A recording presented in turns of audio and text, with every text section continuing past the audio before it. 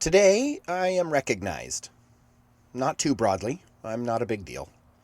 But I do own and operate a neat little coffee roasting operation and a coffee shop, and when I walk down to the store or down the street, it's common for me to be recognized locally. Occasionally, very occasionally, I am even held up as if I were a big deal, used as a brag. I know the guy who owns the coffee shop. That's so weird. I'm Nick Walton. I'm a coffee roaster, I'm a dad, I'm a husband, I'm a wee farmer, and I can't stop thinking about the invisible scripts that run our lives. You're listening to The Values Sort. This is a field guide to the values that shape the patterns of thinking and behaviors that end up shaping our lives. This is essay number 5, social recognition. Let's get into it. Okay, now we're talking. When I think of social recognition, I think of those who have none, or who have less. I think of my own self at times in my life when I have not felt recognized. As I have discussed, when I was a teenager, I was a weird little goober. I was homeschooled. I was a youth group kid, meaning that my only social outlets were things like youth group, church on Sundays, and 4-H club. I remember feeling very much on the margins of society whenever I briefly entered it.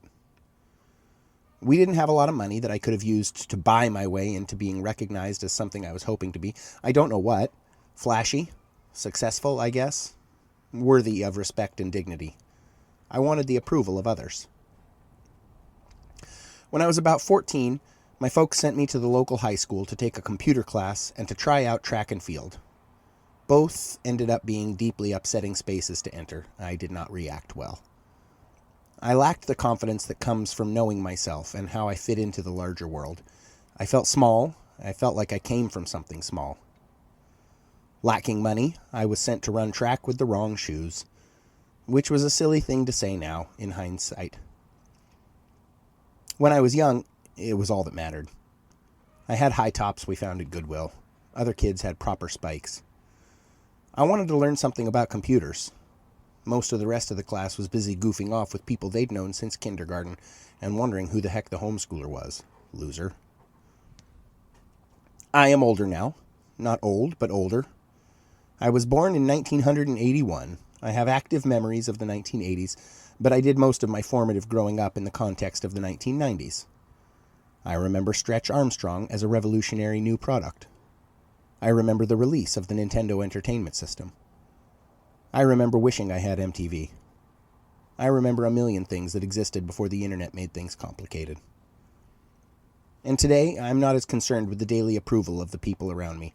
I think I have a better sense that we're all on this same ride together. We're all in need of both the recognition of our peers and the freedom from the need of it. But I still see the hunger. Sometimes I still feel the pangs of starvation myself. I have teenagers in my home now. I'm watching them grow up in a very different world than I did.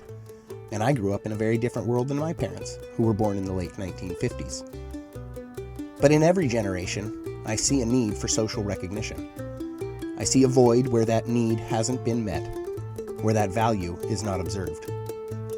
I know that void because I've lived in it. Maybe that's part of the value I've found in this business. A coffee shop is a place where you go to be recognized, to be known, to have someone say your name and hand you something warm.